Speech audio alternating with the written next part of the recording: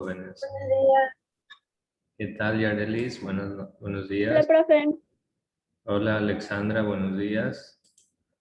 Buenos días, profesor. Hola, Alex, buenos días.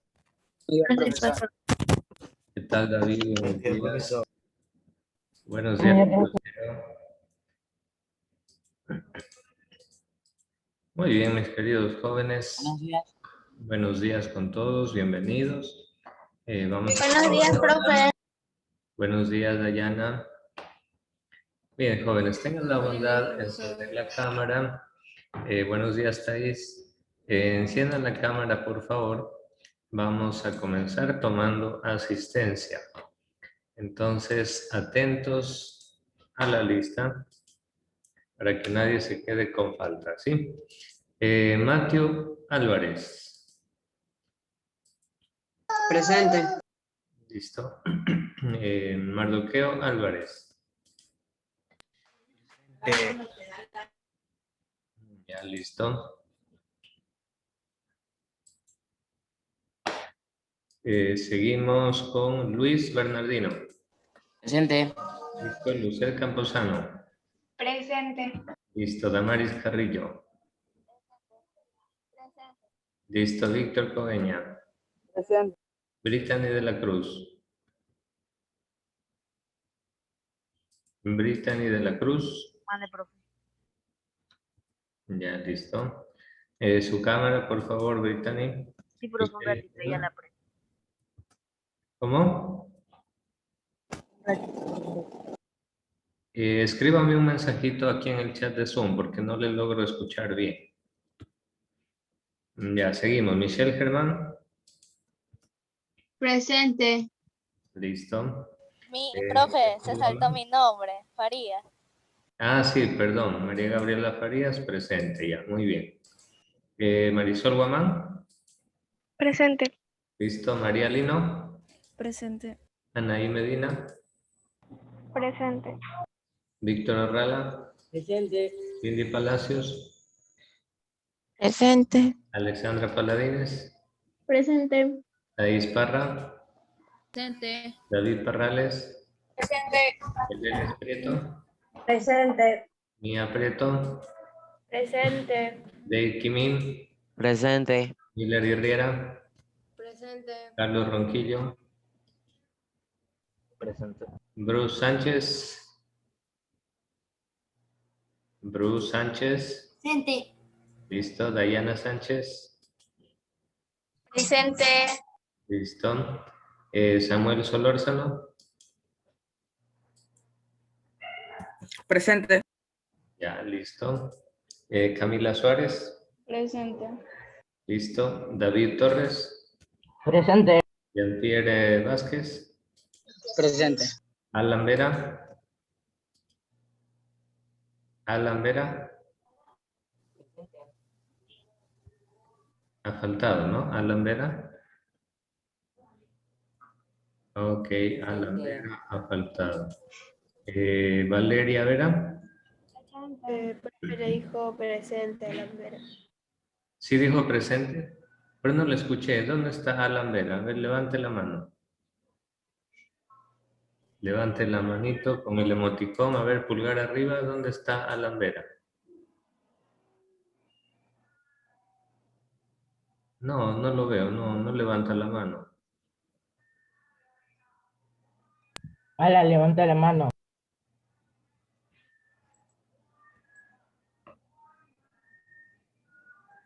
No, estoy tan ciego que no lo veo, Alan. Ah, ya lo vi. Ahorita lo vi. Ya, ok.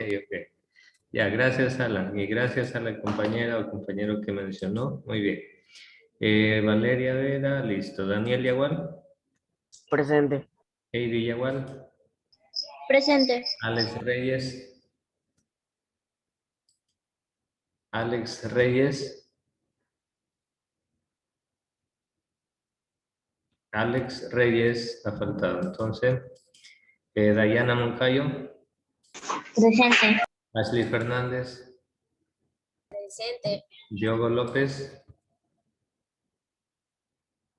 Diogo López. Ok, ha faltado el joven López, ¿no? A ver, para confirmar, me corrigen si estoy equivocado. Los únicos que han faltado el día de hoy sería Alex Reyes y Diogo López. Profe, presente, sino que no le dije presente porque el micrófono no me quería prender. Ah, ya, ok. Alex Reyes presente, ya. Entonces solo ha faltado Diogo López, ¿no? Ya, entonces solo Diogo López ha faltado. Voy a proceder a registrar la asistencia hoy 29 de junio. Muy bien, mis queridos jóvenes, el día de hoy comenzamos el primer tema, perdón, el primer tema de formación cristiana del segundo parcial. Fíjense cómo se va el tiempo rapidísimo. Ya el joven Diogo López ha faltado. Bueno, jóvenes, entonces, como les decía, vamos a iniciar con el primer tema de formación cristiana. Les cuento que vamos a hacer una actividad de 10 puntos, de 10 puntitos, una actividad, así que no se me vayan a desconectar. Ya mismo doy la clase y enseguida pues, actualizamos el modo. Yo ya les indico, ahorita todavía no. Profesor, Pero yo les ¿puede indico para leer que el chat? puedan para que puedan hacer esa actividad, ¿vale? 10 puntos, ¿sí? A ver, ok, Dayana, listo, mensaje recibido. Ok, no hay problema. Listo, jóvenes. Aquí tenemos tema número 1. Vamos a estudiar un poquitico más acerca de la Biblia, jóvenes. La Biblia, el libro sagrado de los creyentes, de los cristianos, de los católicos. La Biblia es el bestseller, el libro mejor vendido del mundo. Se han hecho millones y millones de copias en todos los idiomas a lo largo de la historia. Entonces vamos a aprender un poquito más acerca de la Biblia. ¿Sí? Ashley Fernández, tenga la bondad, lea la destreza para hoy, ¿sí?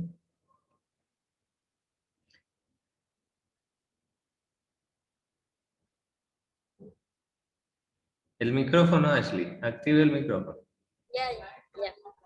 Identificar los géneros literarios de la Biblia a través de su estructura y del orden de los libros.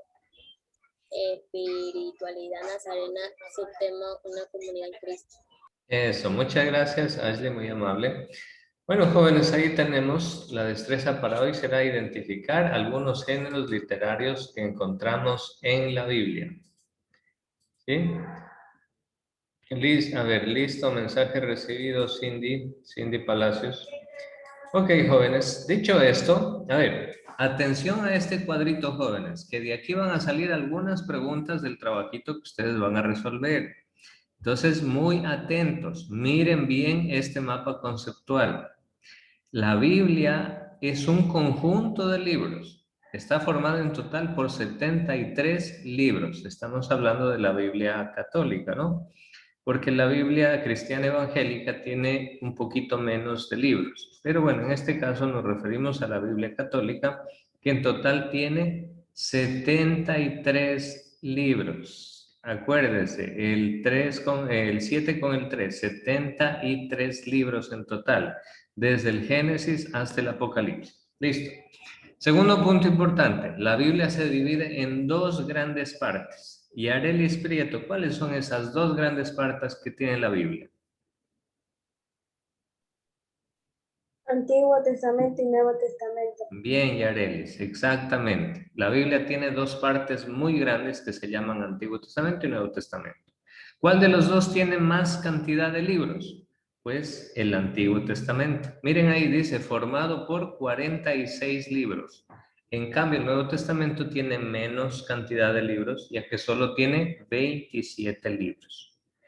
El Antiguo Testamento, a ver, vamos a pedirle a ver, Dayana Moncayo, mire aquí el mapa conceptual, Dayana. Dice el Antiguo Testamento, comienza por, lea por favor ahí, el mapa conceptual, comienza por, con el relato de la creación y termina con el anuncio del nacimiento de Jesús. bien, muy bien, eso es el Antiguo Testamento. Por tanto, todos los escritos del Antiguo Testamento se refieren a todo lo que sucedió antes de nacer Jesús. Antes de Jesús. Bien, Dayana, así es. Entonces nos narra la historia del pueblo de Israel. Acuérdense, Antiguo Testamento tiene más cantidad de libros, en total tiene 46. ¿Sí? A ver, Michelle Germán, usted ayúdenos leyendo, interpretando el mapa conceptual. Nuevo Testamento, a ver, ¿formado por cuántos libros? Está formado por 27 libros. Eso. No, Siga, Michelle, siga nomás. escrito después de morir y resucitar de Jesús, enseña el mensaje de la salvación, narra mensajes de vida de Jesús y el nacimiento de la iglesia, y comienza con el nacimiento de Jesús. A ver, Michelle, usted mismo, Michelle, que acaba de leer. Entonces, podríamos concluir que el Antiguo Testamento nos narra los hechos, los acontecimientos, antes de que nazca ¿quién? Jesús. Exacto, Michelle. Y en cambio, el Nuevo Testamento nos narra todo lo que sucedió después del nacimiento ¿de quién? De Jesús. De Jesús. Bien, Michelle, muy bien. Entonces, la Biblia, fíjense, es un libro que gira en torno a Cristo. De hecho, el nacimiento de Cristo divide la historia en un antes de Cristo y un después de Cristo. Miren, importante, ¿no? Ojo, jóvenes, que de aquí van a salir muchas preguntas para ese trabajito que van a hacer. Ahora bien, no todo lo que está escrito en la Biblia, jóvenes, se lo tiene que interpretar literalmente. ¿O sí? ¿Qué dicen ustedes? A ver, les pregunto, ¿todo lo que está escrito en la Biblia hay que cumplirlo literalmente, sí o no? ¿Quién me dice? Algunas cosas sí. no, algunas cosas sí, no. Algunas cosas no, y mayormente algunas cosas sí. Ya, Michelle, ¿y qué deberíamos nosotros analizar para saber qué cosas sí tenemos que cumplir y qué cosas no hay que cumplir? Las situaciones que cuentan en la Biblia, ya. Hay algunas cosas que son buenas y hay algunas cosas que son malas. Ya, correcto. Muy bien, excelente, Michelle. Entonces, para eso Dios nos ha dado inteligencia, para saber leer y entender lo que está en la Biblia, porque no todo lo que está escrito en la Biblia son cosas buenas de cumplir. Miren, les voy a mostrar un pedacito de la Biblia. Esta es la parte del Salmo 58, el versículo 6. Miren lo que dice aquí la Biblia. Dice la Biblia, oh Dios, rompe los dientes de su boca, quiebra las muelas de los leoncillos, Señor. ¿Qué les parece eso? O sea que hay que irles quebrando los dientes a los leones, hay que irles quebrando los dientes a las mascotas, hay que hacer eso. Ah, entonces eso no hay que cumplir, ¿se dan cuenta? Ahora ustedes me van a decir, profe, pero la Biblia no es la palabra de Dios, ¿y por qué dice esas cosas malas? Ah, porque romperle los dientes a los leones o a cualquier mascota o a cualquier animalito no está bien, ¿verdad? Porque el animalito sufre, ¿verdad? Entonces, por eso mismo, jóvenes, vamos a estudiar el tema de hoy. Lo que pasa es que la Biblia está escrita con muchísimos géneros literarios y hay muchísimos simbolismos, hay muchísimas analogías.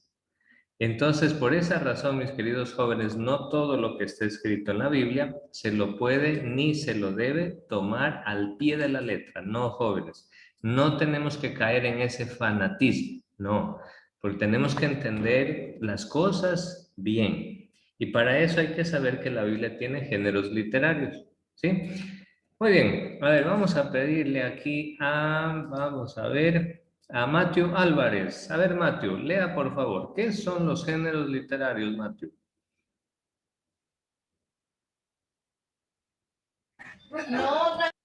Matthew Álvarez.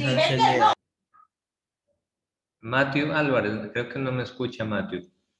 Sí, profe. Ya, a ver, Matthew, lea por favor. ¿Qué son los géneros literarios?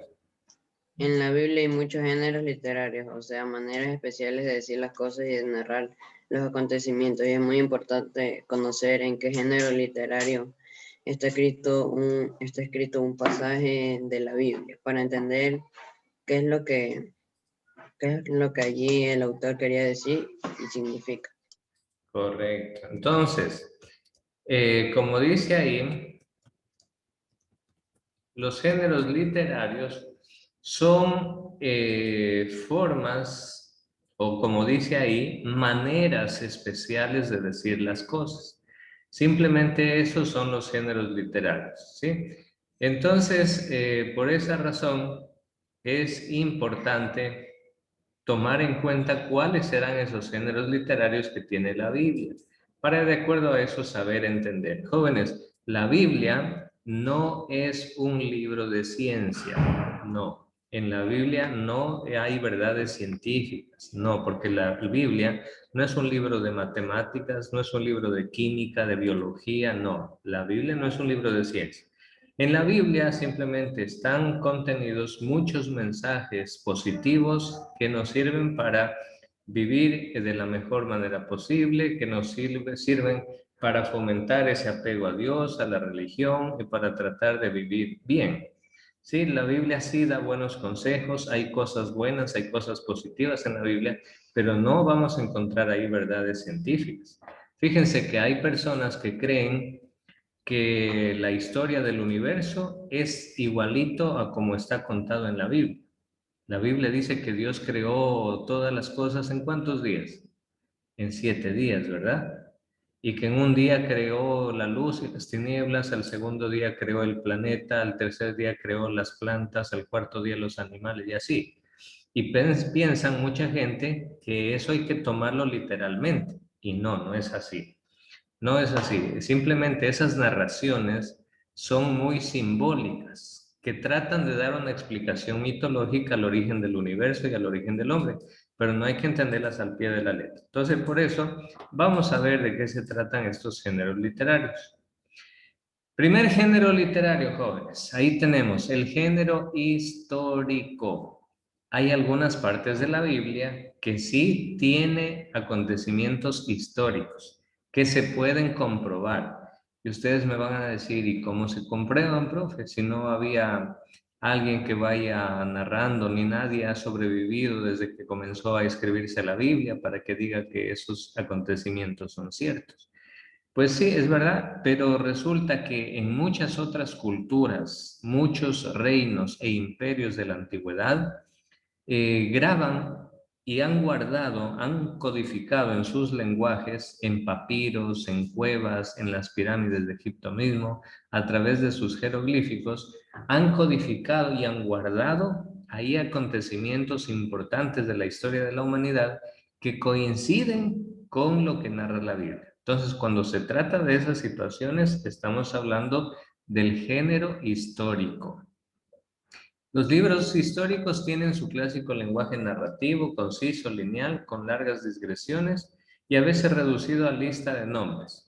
Por ejemplo, en la Biblia hay el libro de Crónicas, en el Antiguo Testamento, Crónicas 1, Crónicas 2, y ahí le narra un sinfín de nombres, de generaciones, de los antepasados, de fechas, luego le habla ahí de los reyes de Israel, quién fue el primer rey de Israel, cuál fue el sucesor, el tercer rey de Israel, cuándo entró el pueblo de Dios en guerra con otro pueblo. Bueno, todo eso está escrito en la Biblia y esos son acontecimientos históricos. Por tanto, el primer género literario que vamos a encontrar en la Biblia es el género histórico. Miren, aquí tenemos un ejemplo de género histórico.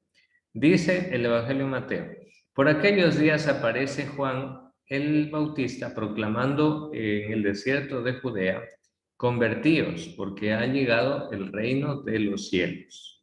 Y luego el libro del Éxodo dice: cuando el faraón dejó salir al pueblo, Dios los llevó por el camino de la tierra de los filisteos, aunque era más corto, pues Dios dijo: no sea que al verse atacado se arrepienta el pueblo y vuelva a Egipto. Miren, ahí nos está contando que es un acontecimiento histórico que sucedió. En el Evangelio de Mateo, ¿cuál es ese acontecimiento? Es el trabajo que hacía Juan el Bautista. Él se ponía en el río Jordán y ahí bautizaba a todos los que querían limpiar sus pecados. Y en el libro del Éxodo, hace más de 4000 años en Egipto, ahí recoge este acontecimiento que sucedió en Egipto. ¿Cuál es el acontecimiento? Que el faraón de Egipto los dejó en libertad a los hebreos. ¿Sí? Entonces, bueno, eso es género histórico, narra historias. Segundo género se llama legislativo. A ver, vamos a pedirle a Daniel Yagual. Lea, por favor, Daniel. ¿Qué es el género legislativo? ¿Cuál, profe?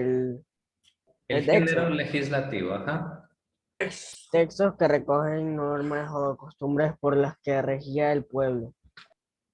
Muy bien. Entonces, lo legislativo tiene que ver con normas, con leyes. A ver, usted mismo, lea por favor el primer ejemplo. ¿Qué dice ahí? Destruiréis.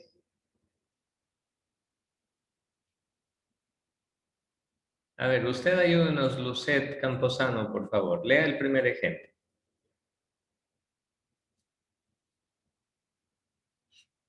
Lucet, ¿no me escucha? Creo que Lucet Camposano no me escucha, ¿no? Alan Vera, ¿usted me escucha? Alan. Ah, pero en cambio yo le escucho muy bajito. Vamos con Thaís. Gracias, Alan. Thaís Parra. ¿Usted sí me escucha bien? Sí, profesor. Ya, ayúdenos leyendo el primer ejemplo de género legislativo.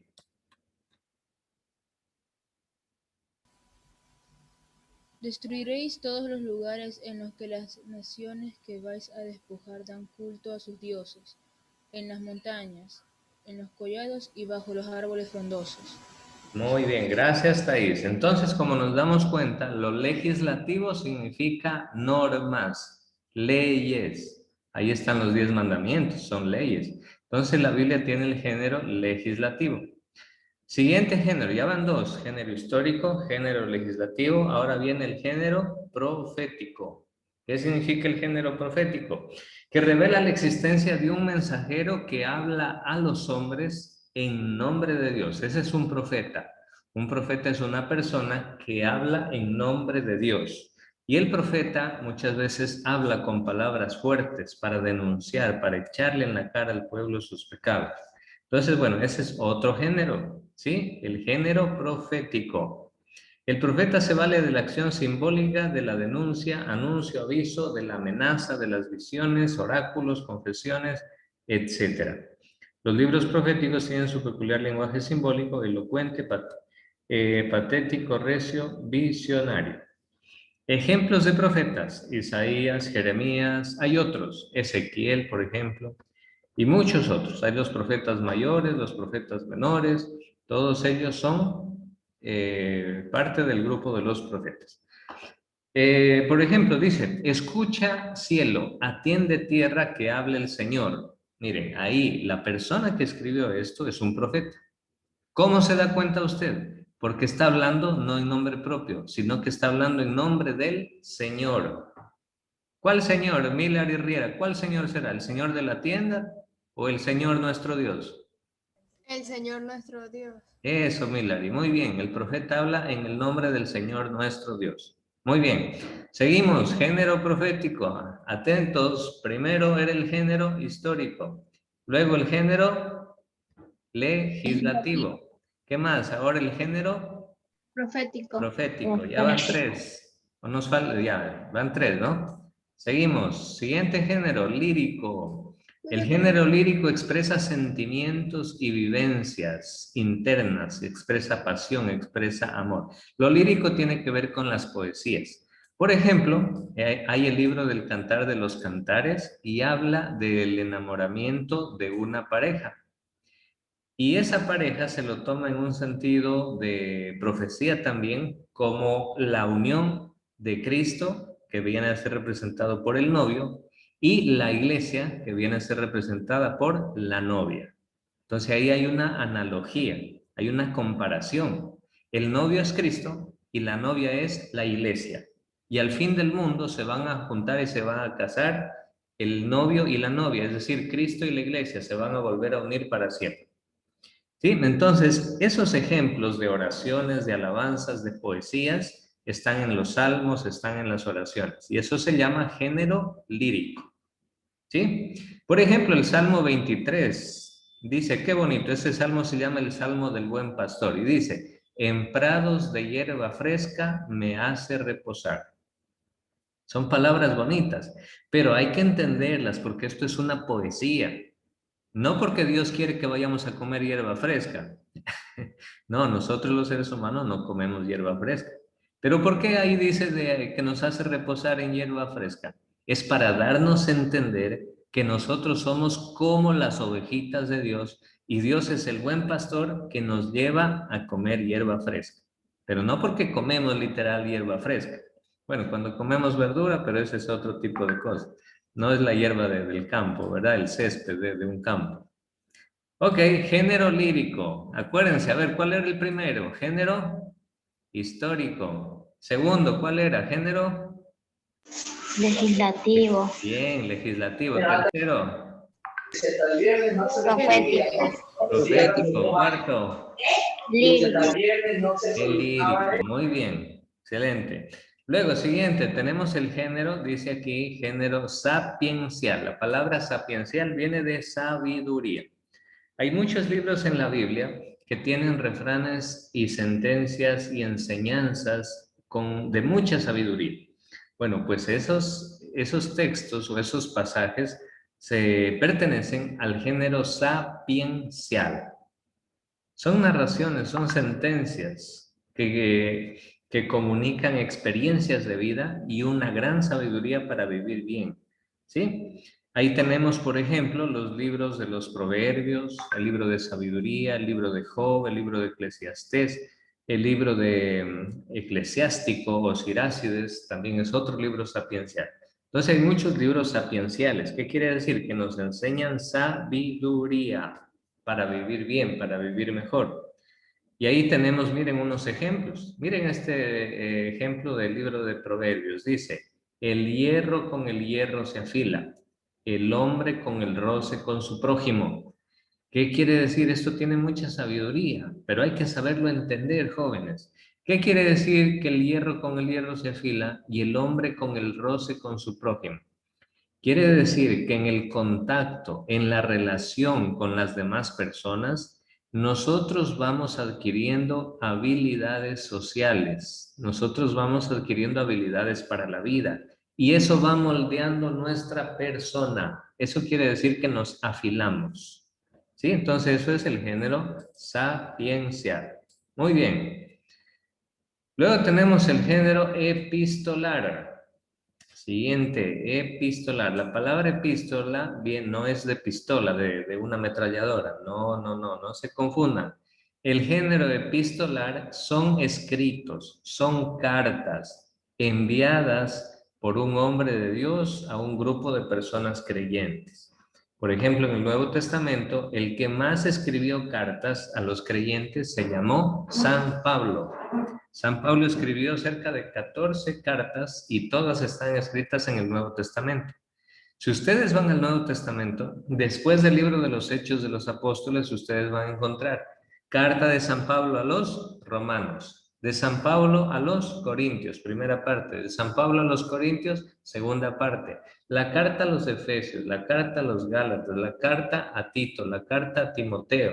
En fin, hay muchas cartas de San Pablo, a los tesalonicenses 1 y 2, a los colosenses 1 y 2. Entonces, jóvenes, el género epistolar son las cartas. A ver si nos acordamos. ¿Cuál era el primer género? El histórico. Bien, histórico. Segundo.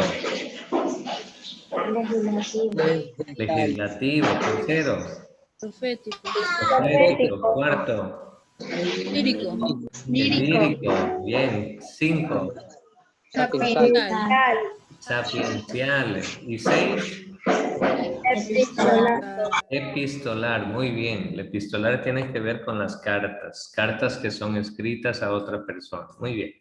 Y ahí en el ejemplo nos dice claramente, dice Pablo, apóstol de Jesucristo por voluntad de Dios, al pueblo de Dios que está en Efeso. Miren, ese es el encabezamiento de una carta, esa es la introducción de una carta. Bueno, ustedes ya no conocieron prácticamente lo que era la comunicación por cartas, jóvenes, porque ustedes han nacido ya en la época de los celulares y de WhatsApp, ¿verdad? A ver, vamos a preguntarle a Michelle Germán. ¿Está por ahí, Michelle? A ver, Michelle, Cuando usted va a enviar un mensaje a un familiar que no lo ha visto o que no le ha escrito en mucho tiempo, ¿cómo comienza el mensaje usted en WhatsApp? Con un hola. Eso, muy bien. Comienza con un hola. Es decir, ese es un saludo. ¿Y después qué hace Michelle? ¿Qué escribe? Le escribo sobre... Después entra ya el tema que quiere... ¿Cómo ha estado? Y Ah, ya, ya, de ahí ya. en su vida. Ah, ya, muy bien. Entonces De ahí Michelle escribo lo dice... que en verdad quiero preguntar. Correcto, ¿verdad? Después del saludo vienen algunas preguntas de cortesía. ¿Cómo están? ¿Cómo han pasado? ¿Está bien de salud? Etcétera, etcétera, ¿no? Y luego ya le pregunta o le comenta el punto central de la comunicación, ¿verdad? Bueno, jóvenes, cuando se escribían cartas y se enviaban por correo literal, se hacía lo mismo, solo que había una estructura un poquito mucho más formal. Usted tenía que poner la fecha en la parte de arriba, por ejemplo, si usted vive en Guayaquil, usted en la parte de arriba de la hoja tenía que poner Guayaquil, 28 de junio del 2021. Debajito tenía que poner, si es que era una carta familiar, ponía directamente el nombre. Por ejemplo, querido papá o querida mamá, querida abuelita, por ejemplo. Y de ahí usted comenzaba a escribir. Soy fulano de tal, Leodán Reyes, tu nieto que ahorita se encuentra en la ciudad de Guayaquil. Gracias a Dios estoy bien de salud, estoy trabajando y espero pronto ir a visitarles. Cuéntenme, escríbanme para contarme cómo están ustedes de salud. Atentamente y firmaba. Así era. Y se mandaba ese papel escrito a través de la empresa de correos. Bueno, jóvenes, eso hacíamos hasta hace unos pocos años en nuestra sociedad. Pero imagínense lo que pasaba hace 2000 años después de la muerte de Cristo. Pues resulta que también existían las epístolas o cartas, que es lo mismo, y las enviaban los apóstoles de Jesucristo a las diferentes iglesias, a las diferentes comunidades de creyentes, para que ellos a su vez puedan recibir un mensaje o una noticia. Eso es el género epistolar, escribir cartas. Luego viene el género apocalíptico. El género apocalíptico, la palabra como que nos da miedo, ¿verdad? Apocalipsis, uy, el fin del mundo. No, tranquilos. El apocalipsis se refiere a revelaciones, a visiones, a sueños que han tenido ciertas personas a través de los cuales Dios les ha comunicado algo que va a suceder o el mensaje que Dios quería que transmitan. ¿Sí? Entonces, de esa manera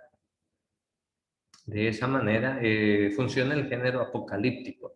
Dice aquí, relato de revelaciones obtenidas mediante visiones y expresadas de forma enigmática y simbólica. Si usted observa el segundo ejemplo, por ejemplo, dice, tocó la trompeta el segundo ángel y algo así como un gran monte ardiendo se precipitó sobre el mar y la tercera parte del mar se convirtió en sangre.